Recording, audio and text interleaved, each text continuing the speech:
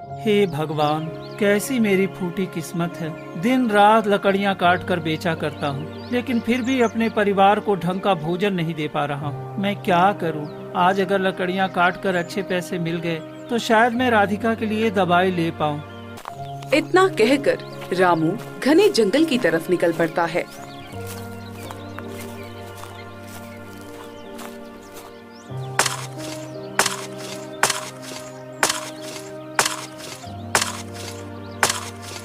कुछ देर बाद वो लकड़ियाँ लेकर गांव की तरफ आता है। लकड़ियाँ ले लो, लकड़ियाँ, सूखी मोटी लकड़ियाँ ले लो, बहुत अच्छी लकड़ियाँ हैं। देख लो भाई, जलाने में बढ़िया, खाना पकाने में काम आएगी ऐसी मजबूत और अच्छी लकड़ियाँ और कहीं नहीं मिलेंगी। ले लो, ले लो, मौका हाथ से जाने न दो। तभी सेठ हरिदास पास आता है।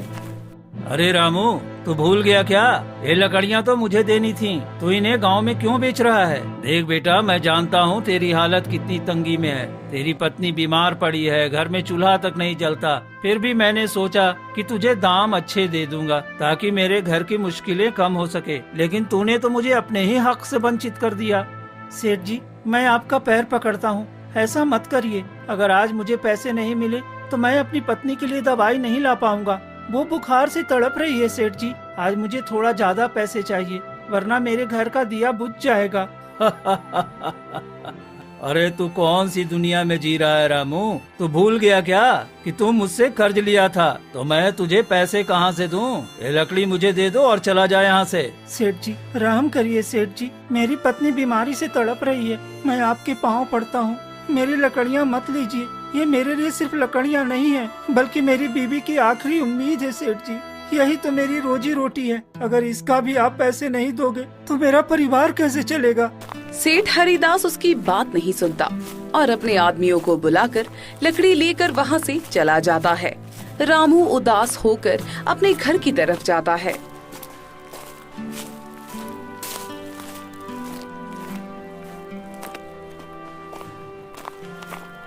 क्या हुआ जी? आज लकड़ियाँ बिकी क्या फिर से खाली हाथ आए हैं? क्या बताऊं भाग्यवान, आज भी बड़ी मुश्किल से लकड़ियां काट कर लाया था और बेचने ही निकला था कि सेठ हरिदास ने मेरी सारी लकड़ियां ले ली। अब हम क्या करें जी? सेठ से हमने जो कर्ज लिया था उसी वजह से वो हमारी सारी लकड़ियां ले लेता है। ऐसे तो ना हम कर्ज चुका पाएंगे और ना ही हमारा घर ठीक से चलेगा। हम तो भूख और बीमारी से ही मर जाएंगे जी। हाँ राधिका, अब हम क्या करें? ऐसा लगता है जैसे सारी उम्मीदें छिन गई हैं और हमारे पास कोई भी रास्ता ही नहीं बचा है। एक और सिर्फ अंधेरा ही अंधेरा है और अब दिल बस टूटता जा रहा है। तभी राधिका बीमारी की वजह से खांसने लगती है। क्या हुआ? तुम्हारी खांसी फिर से बढ़ गई है क्या राधिका? रुको, मैं तुम्हें जड़ी बूटी देता हूँ। कौन सी जड़ी बूटी दोगे आप? सारी जड़ी बूटियाँ खत्म हो गई है और वैद्य जी ने फिर से दवा देने से पहले पैसे मांगे हैं। कुछ समझ नहीं आता कि क्या किया जाए। रुको रुको, मैं किसी से मदद लेकर आता हूँ। शायद गांव वाले कुछ पैसे दे दें जिससे मैं तुम्हारी दवाई ला सकूं। फिर रामू गांव की तरफ निकल पड़ता है और एक गांव वाले के पास जाता है। भाई भाई, मेरी पत्नी बहुत बीमार है, कुछ पैसे दे दो ताकि मैं उसके लिए दवाइयाँ ला सकूं। अरे जा जा, तुझे कौन मदद करने वाला है? तुम तो पैसे ही मांगते रहते हो। जाकर कोई और काम धंधा क्यों नहीं कर लेते? तुम जैसे गरीब लोग गांव वालों पर बोझ हो बोझ। भाई आप ऐसा क्यों बोल रहे हो? इस वक्त मेरा टाइम खराब है तो क्या हुआ? मैं मेहनत कर रहा हूँ, भगवान एक न एक दिन मेरा दिन जरूर लौटाएंगे। बस मैं अपना कर्म कर रहा हूँ। हाँ तो भगवान के भरोसे रहो, हम गाँव वालों से पैसा क्यों मांग रहे हो? इतना कहकर रामू उदास होकर दूसरे गांव वाले के पास जाता है।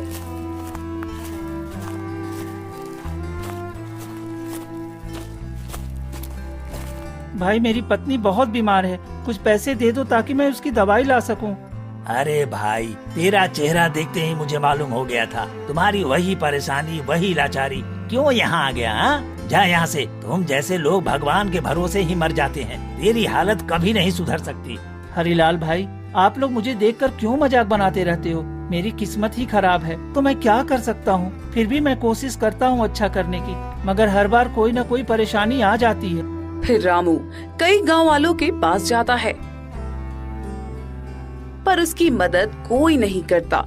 रामू उदास होकर घर लौटता है और मन ही मन सोचता है, मैं और मेरी फूटी किस्मत, लगता है कभी मेरा पीछा नहीं छोड़ने वाला। फिर अगली सुबह रामू कुल्हाड़ी लेकर घने जंगल की तरफ निकल पड़ता है।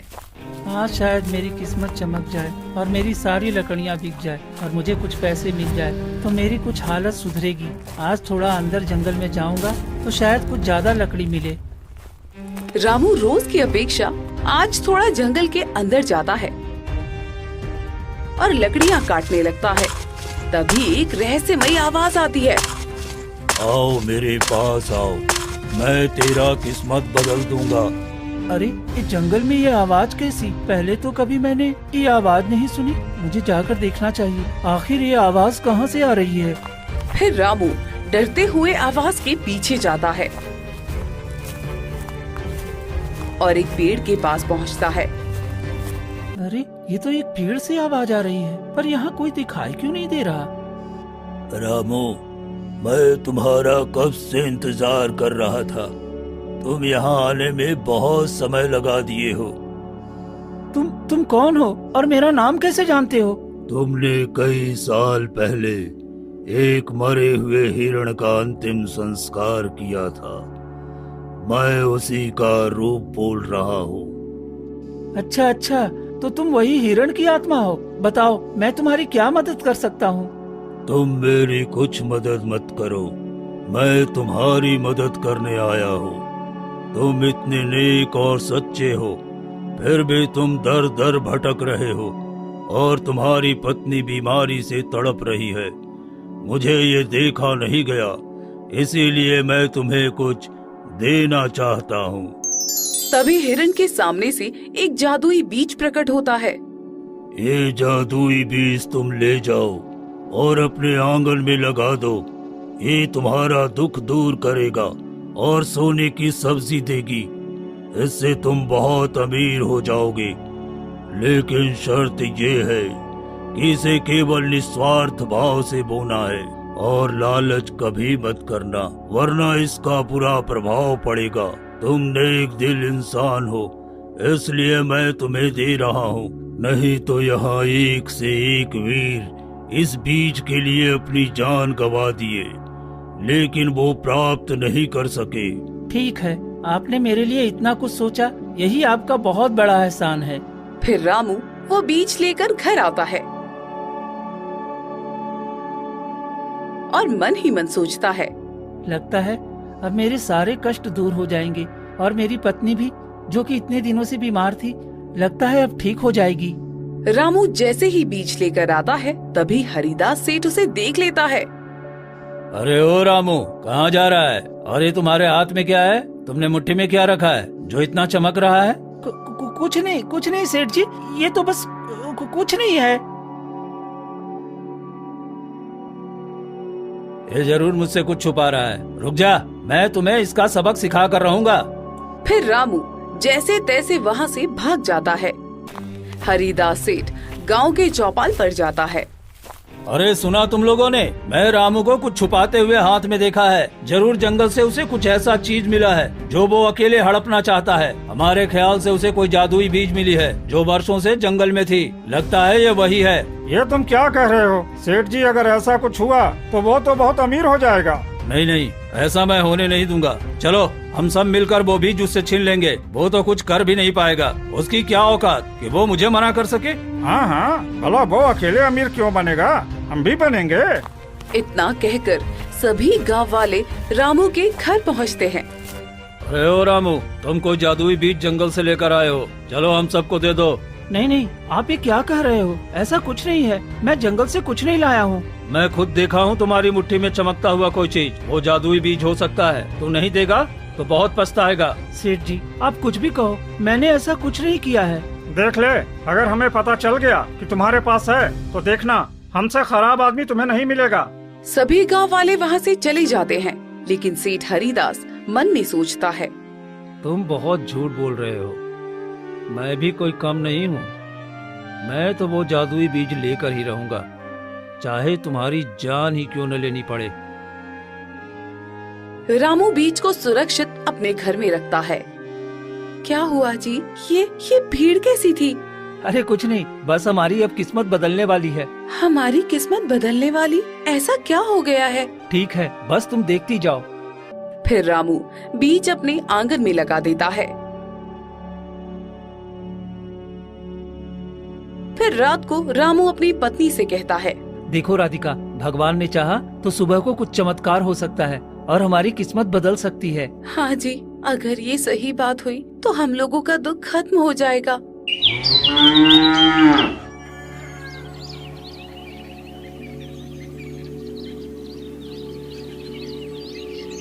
फिर अगली सुबह रामू के आंगन में चमचमाती हुई सब्जियां उगती हैं, जो बिल्कुल सोने की थी। ये देखकर दोनों पति पत्नी चौंक जाते हैं। ये क्या है जी? देखो तो सही, हमारे आंगन में तो सच में सोने की सब्जियों का पौधा उगाया है। हर पत्ती में चमक, हर फल में रोशनी, मानो कोई जादू हमारी जमीन पर उतर आया हो। हाँ भाग्यवान, हमारे सारे कष्ट के दिन अब खत्म हो गए। अब बस अच्छे दिन आने वाले हैं। अब हम क्या करें जी? हमें इसे तोड़कर सोनार के पास लेकर जाना चाहिए और उसको दिखाते हैं कि ये सच में सोने का है क्या? मुझे तो विश्वास ही नहीं हो रहा है जी। हाँ राधिका, ये सच में सोने की सब्जी है। हमारे कर्मों का फल मिल गया। वो हिरण की आत्मा सही बोल रहा था। फिर रामू वो सारे सोने की सब्जी तोड़कर सोनार के पास जाता है।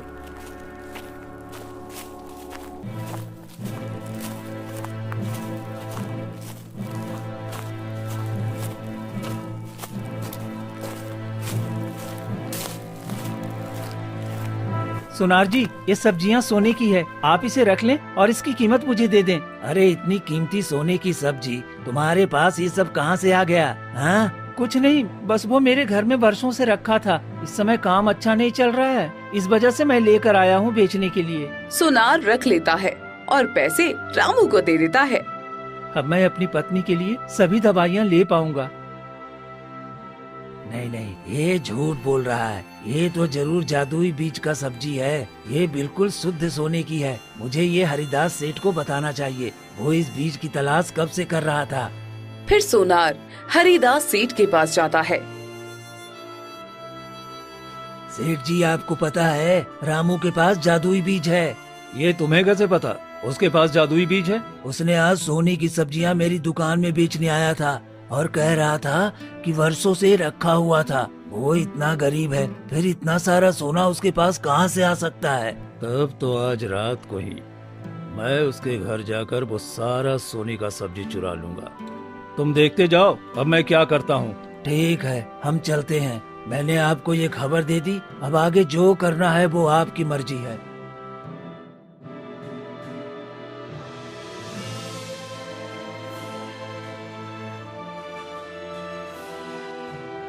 फिर हरिदास सेठ रात को चोरी छुपके रामू के घर जाता है और आंगन में सब्जियां देखकर कहता है, अरे ये तो सच में सोने की सब्जियां हैं। अगर ये सब मुझे मिल गया तो मैं तो बहुत अमीर बन जाऊंगा। इतना कहकर सेठ हरिदास सब्जियां तोड़ता है।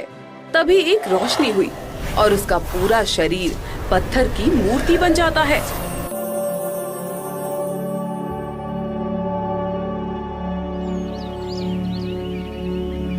फिर जैसे ही सुबह होती है तो रामू देखता है कि सेठ हरिदास पत्थर का हो चुका था। ये क्या हो गया? हे भगवान, नहीं, ऐसा नहीं होना चाहिए था। ये तो हरिदास सेठ है और ये पूरी तरह से पत्थर की मूर्ति बन गया है। हे भगवान, ये क्या हो गया? मैं ये नहीं चाहता कि मेरी वजह से कोई पत्थर हो जाए। हाँ जी, ये तो बहुत बुरा हुआ। ये नहीं होना चाहिए था। तभी ये बात पूरे गांव में फैल जाती है। अरे तुमने देखा, हरिदास सेठ ने चोरी चुपके रामू के घर जाकर जादुई बीज की सब्जी तोड़ने गया था और सुना है वो पत्थर की मूर्ति बन गया। हाँ, लालच का फल हमेशा बुरा होता है। अरे जो जैसा करता है उसे वैसा ही फल मिलता ही है। लेकिन भाई ये ठीक नहीं है, हमें ये खबर महाराज को जाकर देनी होगी। इतना कहकर वो गांव वाले वहाँ से निकल पड़ते हैं और दरबार पहुँचते हैं। कहो, क्या खबर लेकर आए हो? गाँव में सब ठीक तो है ना? महाराज, गांव में एक रामू नाम का गरीब लकड़हारा है। उसके घर में जादुई पौधा है। वो पौधा सोने की सब्जियां देता है। क्या सच में ये वही हिरण का रहस्यमय बीज तो नहीं है जिसको पाने के लिए कितने राजा महाराजा खत्म हो गए, लेकिन उस रहस्यमय बीज को प्राप्त नहीं कर पाए? अगर ऐसा है तो वो पौधा हमारे राजमहल में रहे तो मैं बहुत शक्तिशाली राजा बन सकता हूँ। किसी भी चीज की कोई कमी नहीं होगी। हाँ महाराज, सेठ हरिदास बोल रहे थे कि वो जादुई बीज है जो रामू जंगल में पाया था। ठीक है, तो तुम मेरे साथ चलो और उसका घर मुझे बताओ। मुझे उसके पास जाना है, उस पौधा और बीज को प्राप्त करना है। हाँ महाराज, क्यों नहीं, चलिए मैं आपको उसके घर ले चलता हूँ। ठीक है, चलो हम आज ही उसके यहाँ चलते हैं। फिर महाराज कुछ सैनिकों के साथ रामू के घर पहुंचते हैं। महाराज, आप यहाँ सब ठीक तो है ना? मुझे पता चला है कि तुम्हारे घर में एक जादुई पौधा है। उसका बीज कहाँ से लाए हो? मुझे भी वो बीज लाकर अपने महल में लगवाना है ताकि राज्य का खजाना कभी खाली ना हो। महाराज, मुझे ये घने जंगलों में मिला था। एक हिरण की आत्मा ने मुझे ये जादुई बीज दिया था। ठीक है, मैं भी वो जादुई बीज लेकर ही लौटूंगा। मैं अभी जंगल की ओर निकलता हूँ। इतना कहकर राजा सैनिकों के साथ घने जंगल की ओर चलता है।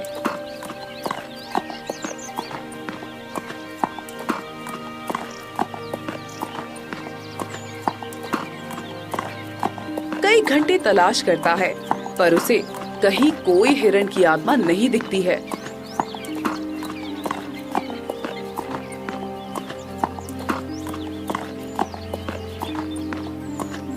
महाराज, यहाँ तो हमें कुछ नहीं मिल रहा। लगता है रामू लकड़हारा हमें धोखा दे रहा है। हाँ, यहाँ तो कोई भी हिरण की आत्मा नहीं दिख रही। लगता है मुझसे झूठ बोला गया। अगर ऐसी बात है तो उस लकड़हारे का सर कलम करवा दूंगा। राजा गुस्से में लाल होकर जंगल में चलता है। आसपास के कुछ बेजुबान जानवर दिखते हैं। राजा उन्हें क्रोध में मारने लगता है।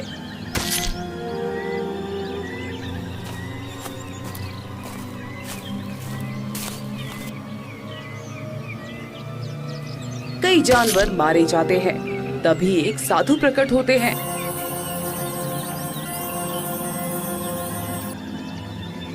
महाराज, तुम ये ठीक नहीं कर रहे हो। इन बेजुबान जानवरों को मारकर तुमने बड़ा पाप किया है। तुम्हें इसका दंड भुगतना होगा। तुम कौन होते हो जो मेरे बारे में ऐसा बोल रहे हो? मैं इस राज्य का राजा हूँ। जो मुझे चाहिए मैं करूँगा। तुम्हारी हिम्मत कैसी हुई मेरे सामने बोलने की? यदि यही तुम्हारा रुख रहा तो मैं तुम्हें चेतावनी देता हूँ, और यदि तुम्हारा अहंकार नहीं टूटता तो मैं तुम्हें श्राप दे सकता हूँ। अरे साधु फकीर, मेरे सामने से हट जा। ये जंगल मेरे राज्य में आता है। चाहे मैं जंगल को काटूं, चाहे जंगल के जानवर को, मुझे कोई फर्क नहीं पड़ता है। महाराज गुस्से में साधु को धक्का दे देता है। तभी साधु क्रोधित होकर कहते हैं, राजा, मैं तुम्हें श्राप देता हूँ। तुम्हारा ये अहंकार और क्रोध जलकर भस्म हो जाएगा, और जिस खजाने के पीछे तुम इन निर्दोष जीवों को मारा है वो तुम्हें मिल तो जाएगा, पर तुम उसे भोग नहीं पाओगे। फिर इतना कहकर साधु वहाँ से चले जाते हैं। बड़ा आया है मुझे सीख देने वाला। अब मैं उस रामू को छोड़ूंगा नहीं। फिर राजा गुस्से से रामू के पास लौटता है। रामू, तुमने मुझे धोखा दिया। वहाँ कोई हिरण की आत्मा नहीं थी और न ही कोई जादुई बीज। तुम्हें इसकी सजा भुगतनी पड़ेगी।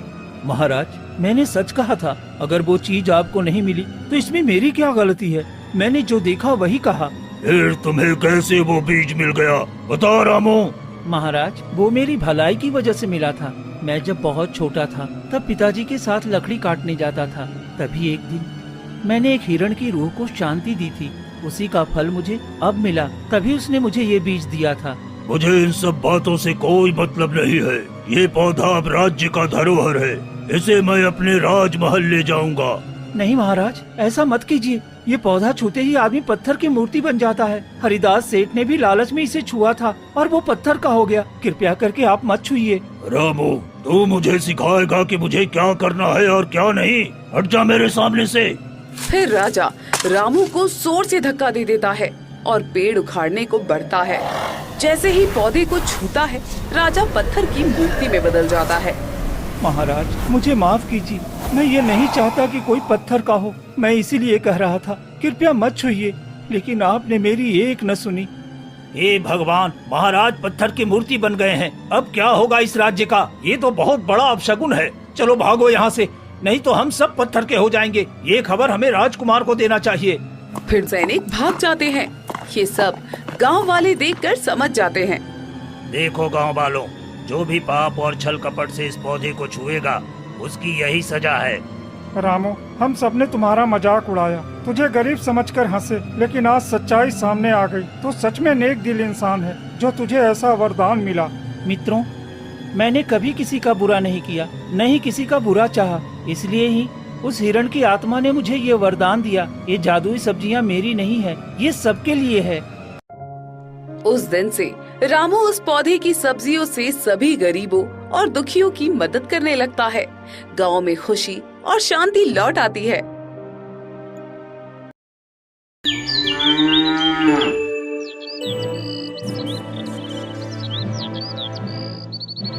सुकूनपुर नाम का एक छोटा सा गांव था, जहां हरियाली से घिरा खेतों की खुशबू और लोगों के मीठे व्यवहार से प्रसिद्ध था। लेकिन आज सुकूनपुर में खुशियां कहीं खो गई थीं। गांव के लोग गरीबी, बीमारी और कभी कभार लालच के कारण एक दूसरे से दूर हो गए थे। मौसम बदलने की वजह से पूरा गांव बीमार हो चुका था। कभी गर्मी तो कभी ठंडी तो कभी बरसात की वजह से डेंगू और चिकनगुनिया, टाइफाइड, सर्दी जुकाम और फ्लू जैसी बीमारी फैल रही थी।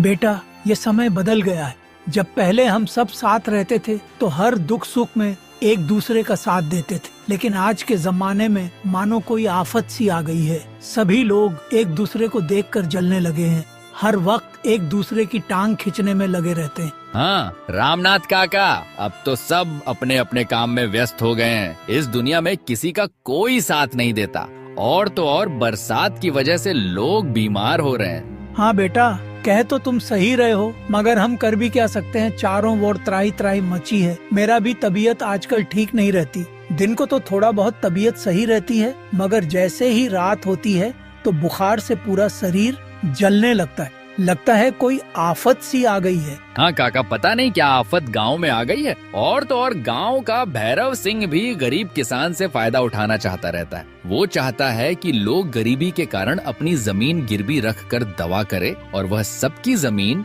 गलत तरीके से हड़प सके। सुकूनपुर के लोगों की मुख्य समस्या थी गरीबी। खेतों की फसलें खराब हो गई थीं और पानी की कमी ने गांव के लोगों को परेशान कर दिया था। बीमारी गांव में तेजी से फैलने लगी थी। एक रात रामनाथ काका, जो बस्ती के सबसे बुजुर्ग और ज्ञानी व्यक्ति माने जाते थे, अपनी खाट पर लेटे हुए दर्द से कराह रहे थे। उनकी बहू राधिका बेबस होकर उनके माथे पर गीली पट्टी रख रही थी। बाबूजी, मैं कल शहर डॉक्टर के पास जाऊंगी। आपकी तबीयत बहुत खराब हो रही है। आपका अच्छा से इलाज नहीं हुआ तो तबीयत और बिगड़ती जाएगी। मत जाना बहू, डॉक्टर की फीस और दवाइयों के लिए पैसे नहीं हैं। हमारी मेहनत का सारा पैसा तो बस 2 वक्त की रोटी में ही चला जाता है। अगर दवा लेकर आओगी तो फिर हम खाएंगे क्या? आजकल गोपाल का भी काम नहीं चल रहा है, जैसे तैसे घर का खर्च चल रहा है। अगर दवाई आएगी तो घर में कुछ नहीं बचेगा। लेकिन बाबूजी, आप ऐसे हार नहीं मान सकते। हम कुछ तो करेंगे ही, लेकिन आपको ऐसी हालत में नहीं देख सकती। इसी पल पड़ोस के घर से एक और दर्द भरी आवाज सुनाई दी। यह सुक्खू की आवाज थी, जो अपने परिवार का पेट पालने के लिए दिन भर रिक्शा चलाता था। अब वह खुद बिस्तर पर पड़ा था। उसकी पत्नी कमला अपने पति के सामने बैठी थी। सुक्खू का शरीर बुखार से तप रहा था। अरे कमला, मेरा शरीर अब गवाही नहीं दे रहा है। लगता है कि अब जान नहीं बचेगा। आप चिंता मत कीजिए जी, सुबह होते ही मैं आपको डॉक्टर के पास लेकर चलूंगी। आप बिल्कुल सही हो जाएंगे। अरे पगली, हमारे पास इतना पैसा कहाँ है कि हम अपना इलाज करवा सके? हाँ, ये बीमारी तो फैलती जा रही है। अब मुझे नहीं लगता कि मैं बच पाऊंगा। जी मैं कल सेठ भैरव सिंह के पास जाकर अपनी जमीन गिरवी रखकर पैसा लाऊंगी और आपका इलाज करवाऊंगी। अरे कमला, तू ये कैसी बातें कर रही है? हमारा तो एक ही सहारा, हमारा खेत बचा है, और उसे भी तुम गिरवी रख दोगी तो हमारा खर्चा कहाँ से आएगा? अब तो मैं रिक्शा भी चलाने के लायक नहीं हूँ। हाँ, शरीर बीमारी की वजह से कमजोर हो गया है। हाँ जी, आप तो ठीक कह रहे हैं, मगर हमें कुछ ना तो कुछ करना ही होगा। ठीक है, मैं कल कोई और उपाय करूंगी। इसी तरह हर घर की कहानी थी। किसी न किसी घर में कोई न कोई बीमार था। जैसे तैसे सुबह हुई।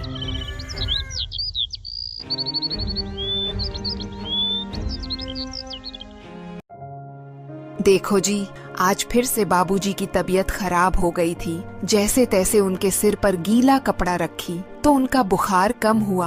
आप तो खाना खाकर सो गए थे। आप बहुत थक गए थे, इसीलिए आपको रात में जगाई नहीं। कुछ समझ नहीं आता, क्या करूं? बीमारी ने सबको अपनी चपेट में ले लिया है। हाँ राधिका, अब तो हर घर में बीमारी का साया है। इलाज के लिए भी पैसे नहीं है, और अगर पैसे भी मिल जाएं, तो कुछ दिन में बीमारी फिर से लौट आती है। पता नहीं भगवान क्या चाहते हैं, कुछ समझ नहीं आता। और तो और आजकल कहीं कोई काम भी नहीं मिलता।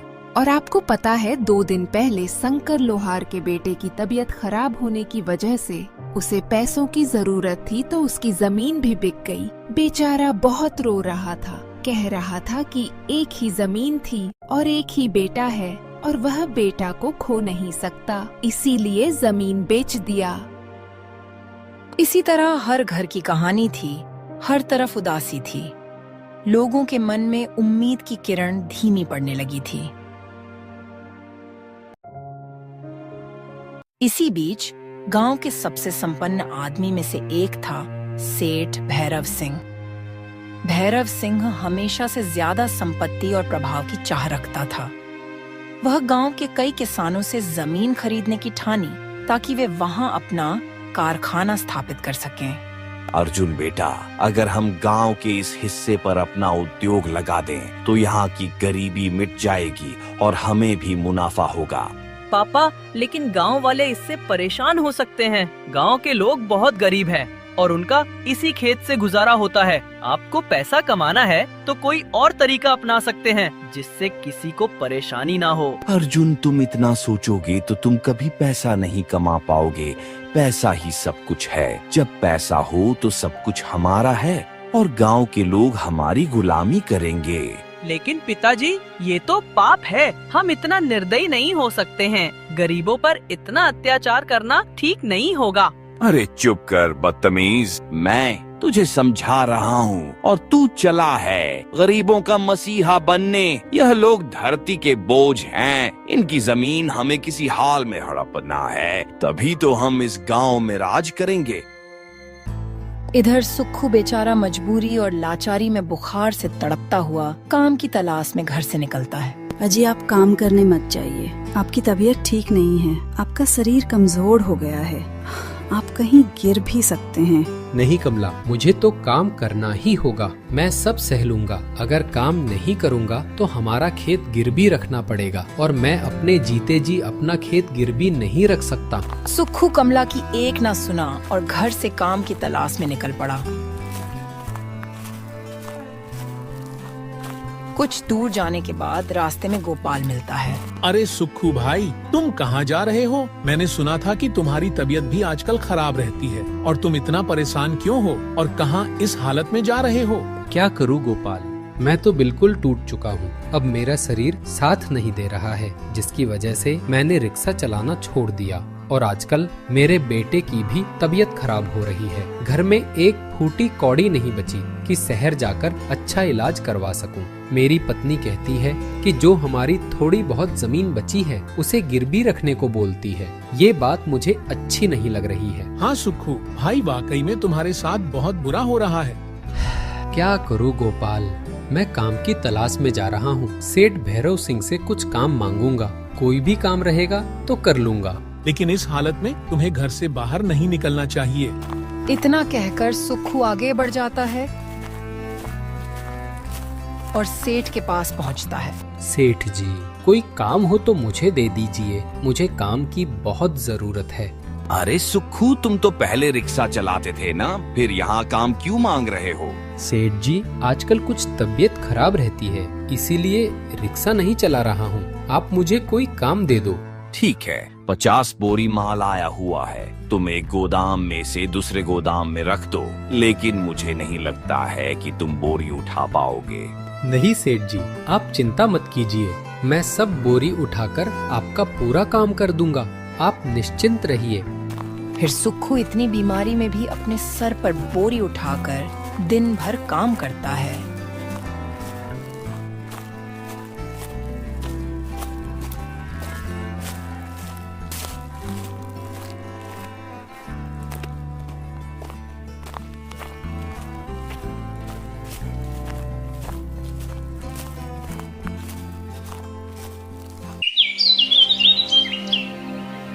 जैसे तैसे समय बीतता गया, बीमारी की लहर तेज होती चली गई। एक दिन उस गांव में एक हरिया नाम के बुजुर्ग का बेटा पढ़ाई पूरी करके गांव आया। प्रणाम पिताजी, और बताओ क्या हाल है, सब ठीक है ना?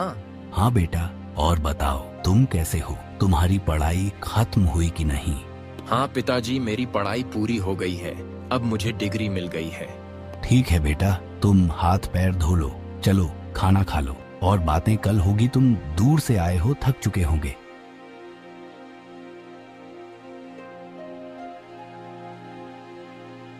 फिर अगली सुबह सोनू गांव वालों से मिलता है और हालचाल पूछता है। और गोपाल चाचा, क्या हालचाल है?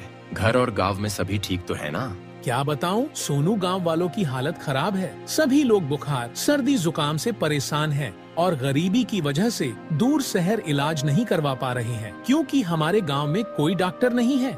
यह तो बहुत ही दुख की बात है कि गांव में कोई डॉक्टर नहीं है और गांव के गरीब लोग बीमारी से परेशान हैं। सोनू, मैंने बहुत साल पहले सुना था कि तुम डॉक्टर की पढ़ाई के लिए शहर गए थे, क्या हुआ, तुम्हारी पढ़ाई पूरी हुई कि नहीं? हाँ गोपाल चाचा, मेरी पढ़ाई पूरी हो गई है। ये तो बहुत अच्छी बात है। क्या तुम गांव वालों का इलाज कर सकते हो? हाँ गोपाल चाचा, मैं पूरी तरह से दवाई दे सकता हूँ और बता सकता हूँ इस बरसात के मौसम में कौन कौन सी बीमारी होती है। देखिए, इस समय मौसम में नई खतरनाक बीमारी आई है जिसका इलाज अभी तक कोई भी खोज नहीं पाया है, लेकिन आप कुछ दिन इंतजार कीजिए, मैं कुछ उपाय करता हूँ। इतना कहकर सोनू वहाँ से चला जाता है। सभी गांव वालों के दिल में थोड़ी राहत सी महसूस हुआ।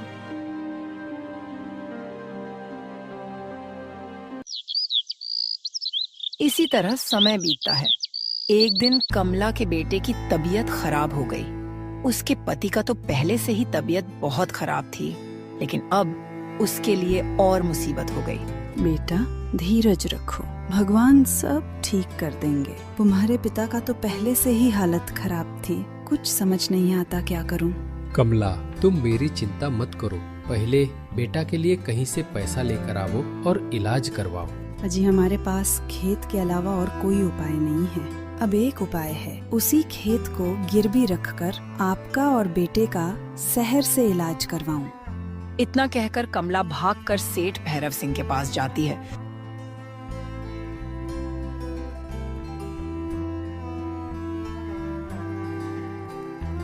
और विनम्रता से कहती है, मालिक, मुझे कुछ पैसे दे दो, मेरे बेटे और पति की तबीयत बहुत खराब है, उन्हें शहर के अस्पताल में इलाज करवाना है और अस्पताल में ज्यादा पैसा लगता है। देखो कमला, जैसे कि तुम जानती हो कि मैं इस तरह तुम्हें पैसे नहीं दे सकता हूँ। अगर तुम अपनी जमीन गिरवी रखो तो तुम्हें कुछ पैसे दे सकता हूँ।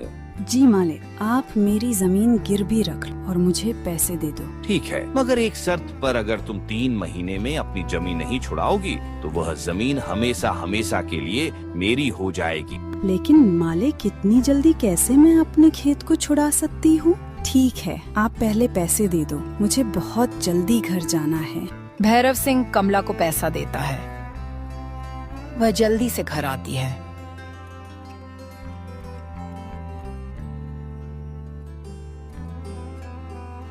और घर में जैसे ही घुसती तो अपने पति और बेटे को देखकर चीख पड़ती है, क्योंकि उसका पति और बेटा बीमारी की वजह से उनकी मृत्यु हो गई थी। हे भगवान, ये क्या हो गया? मेरी पूरी दुनिया ही उजड़ गई। कमला रोती रही और अंदर से टूट चुकी थी। कुछ गांव वाले जुटे, उसमें सोनू भी था। वह यह देखकर अंदर ही अंदर बहुत दुखी हुआ। तभी रामनाथ काका बोले, कमला बेटी, रोने धोने से कुछ नहीं होगा। जो होना था वह तो हो गया। ये विधि का विधान है। अब हम तुम्हारे बेटे और पति का अंतिम संस्कार कर देते हैं। इसके बाद सभी गांव के लोग मिलकर उनका अंतिम संस्कार कर देते हैं।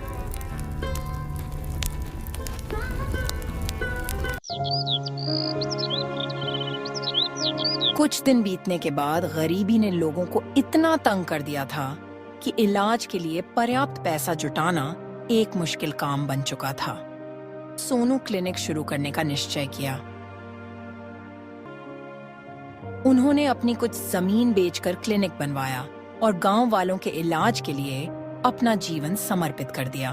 देखो, गांव के लोगों, हमें मिलकर इस बीमारी का मुकाबला करना होगा। अगर हम एक दूसरे का साथ देंगे तो कोई भी मुसीबत हमें हरा नहीं सकती। इस इलाज में हमें घरेलू उपाय करना होगा, जैसे कि पपीते के पत्तों का रस 2 से 3 पत्तों को धोकर पीसकर रस निकालें और दिन में 1 से 2 चम्मच लें। तुलसी और काली मिर्च की चाय बुखार और शरीर के दर्द में राहत देती है, जिससे हम जल्द ही सही हो सकते हैं। क्या आप लोग एक दूसरे की मदद करने को तैयार हो?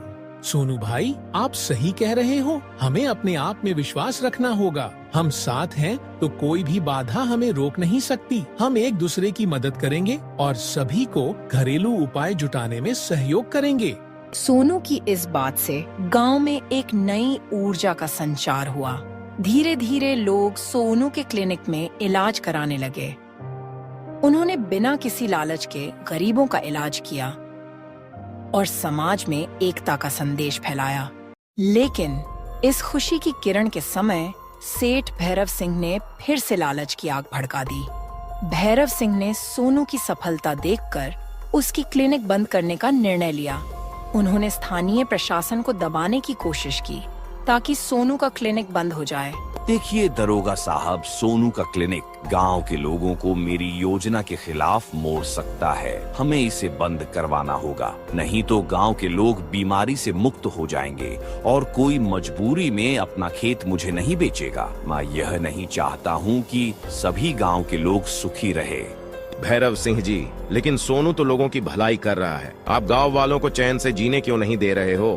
देखो दरोगा जी, अर्जुन भलाई करे या बुराई, जब मुनाफा की बात आती है तो सब पीछे रह जाते हैं। इस क्लिनिक को बंद करवा दो। यह बात गांव में आग की तरह फैली, लेकिन गांव के कुछ नेकदिल लोग इस अन्याय को सहन नहीं कर सके। गांव के बुजुर्ग, शिक्षक और कुछ किसानों ने मिलकर एक बैठक की। उन्होंने तय किया कि सोनू की क्लिनिक को बचाने के लिए पूरे गांव की एकजुटता दिखानी होगी। हमें याद रखना चाहिए कि गरीबी और बीमारी से लड़ने का असली उपाय है एकता। कोई भी व्यक्ति या समूह अगर अपने स्वार्थ के लिए दूसरों को पीड़ित करता है तो वह समाज के लिए खतरा है। हमें इस बात को समझना होगा कि सबको बराबरी का हक है। सोनू की क्लिनिक सिर्फ इलाज का माध्यम नहीं है, यह हमारे आपसी विश्वास का प्रतीक है। सेठ भैरव सिंह हमें तोड़ना चाहता है क्योंकि उसकी नजर हमारे जमीन पर पड़ी है। वह चाहता है कि हम लोग बीमारी से परेशान रहे और शहर से दवाई लाते रहे और वह हमारी मजबूरी में हमारा खेत खरीदता रहे। गांव के लोगों ने निर्णय लिया कि वे सोनू के साथ खड़े रहेंगे, चाहे कोई भी कठिनाई आए।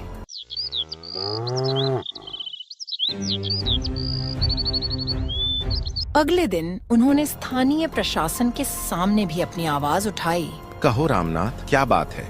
दरोगा जी, मैं रामनाथ हूँ। हमें आपसे बहुत बड़ी शिकायत करनी है। गांव का सेठ भैरव सिंह व हमारे भले इंसान डॉक्टर सोनू की क्लिनिक को जबरदस्ती बंद करवाना चाहता है। दरोगा जी, मैं तो बस गांव के बीमार लोगों का इलाज करता हूँ। उनसे जितना बन पड़े उतना ही लेता हूँ और कभी किसी को बिना इलाज के लौट आता नहीं। मतलब सेठ गांव वालों की कमजोरी का फायदा उठाता है? दरोगा साहब, मैं तो चाहता हूँ कि गांव वाले स्वस्थ रहें और उनकी जमीन सुरक्षित रहे, पर सेठ को डर है कि अगर लोग मेरे पास इलाज करवाएंगे तो उसकी चालाकियां नहीं चलेंगी। यही तो बात है दरोगा जी, सेठ को यह पसंद नहीं है। वह चाहता है कि जब हम बीमारी और मजबूरी में फंसे हों तो हमारी जमीन गिरवी रखकर बाद में जबरदस्ती लिखवा ले। सोनू जी, आप दोनों निश्चिंत रहिए, मैं इस मामले की पूरी जांच करूंगा। अगर सेठ भैरव सिंह ने सचमुच गांव वालों पर जुल्म किया है तो उसे कानून का सामना करना पड़ेगा। वह मेरे पास भी आया था, मैं इसलिए चुप था कि मैं देखना चाहता था कि गांव के लोग कब हिम्मत करेंगे किसी मुजरिम के खिलाफ आवाज उठाने के लिए। प्रशासन ने गांव वालों की एकता और सामूहिक शक्ति को देखकर भैरव सिंह के विरोध को खारिज कर दिया।